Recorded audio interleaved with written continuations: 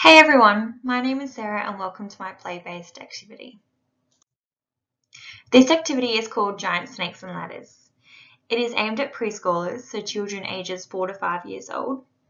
The maths concepts within this activity are based on numbers and shapes, as the children will be adding and subtracting whilst also identifying the numbers and the different shapes. As this is an activity where at least 2 children are involved, it links in with the Early Years Learning Framework Outcomes 1.4, where children learn to interact in relation to others with care, empathy, and respect as they engage and contribute in shared play experiences. The activity also links to Learning Outcome 4.4, where children resource their own learning through connecting with people, places, technologies, and natural or processed materials. The following slide demonstrates the basic rules of how to play snakes and ladders. The aim is to be the first one to get to the top of the board and reach the highest number on the board. Each player starts at number 1, rolls the dice, and moves the amount shown on the dice. If they land at the bottom of a ladder, they climb up. If they land on a snake's head, they slide down the snake.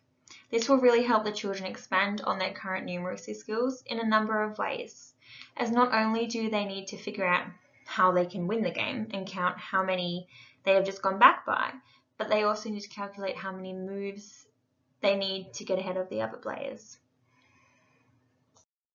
To introduce this activity, the educator could get the children to do an art session prior, where, as a class, they paint a giant snakes and ladders board. The educator could gather up the children and get them to sit around in a circle whilst bringing out the board that they have painted, reminding them of their creativity. The educator can then discuss with the class what they could now do with this board, asking questions like, do you remember this beautiful artwork? What do you think we could use this for now? This is where the educator would be enthusiastic and explain how maths could be used with their painting by playing snakes and ladders. Once the board is placed on the ground, the educator could use laminated shape cutouts, which would be placed next to the board on the ground, and these could be used as playing counters. This is when the maths concept of shapes comes in, as the children will be identifying the shapes and choosing which ones that they would like to use as their playing piece.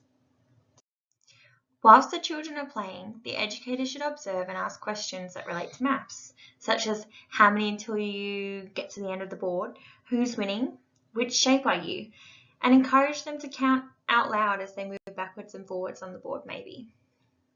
This will really encourage their mathematical thinking and motivate them to keep going, to be involved, and to learn to the best of their ability. The educator should also take lots of photos of the activity. Children learn and develop maths and numeracy skills from day 1. Potaro suggests that activities should be introduced daily to really support the development. These can be simple activities such as finger and toe counting or recognizing numbers on a clock. The EYLF describes play as a context for learning where children understand their social world whilst they engage with people, objects, and representations. It is understood that learning in silence is not the best way for children to learn. Anghileri believes they must listen to others and learn to express their own thoughts. There are also many other theories on how children learn. Some of the well-known theorists are Noam Chomsky, who believes children are born with natural learning abilities, and Erik Erikson, who believes children go through stages in their learning, changing from the way that they think. Jean Piaget and Lev Vygotsky share a belief that children learn best through interacting with others, being social, and thus influenced by others. This snakes and ladders activity supports Lev Vygotsky's sociocultural theory that children's learning emerges from socializing. This is supported as the teacher will encourage group learning and help the children individually where needed by asking questions. And the children will also learn from each other as they participate in the group activity by communicating throughout the game and discovering different ways of thinking. This would be achieved by asking questions. The children will be developing their mathematical skills as they will be adding and subtracting whilst identifying numbers and different shapes. They will develop numeracy skills as they need to try and work out how to win the game by using their math skills to calculate things such as how many moves are needed to win.